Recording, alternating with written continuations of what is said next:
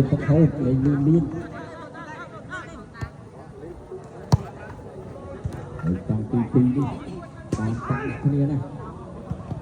កាត់លើកាត់ក្រហម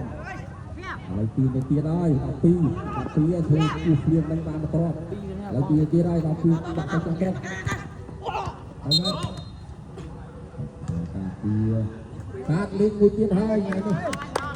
តាមលោកគ្រូចាក់កាត់លើ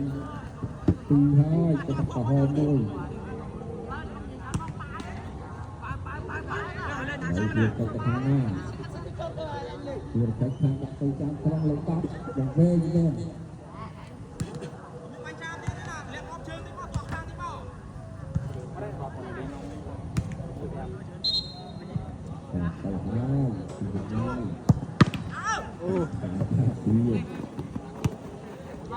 จับล็อก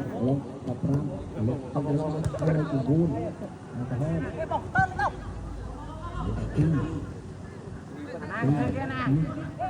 จะเลยพรำตีทำร้ายบัดนี่ไงหายหายอะไรดูชนะมึงจะทำตี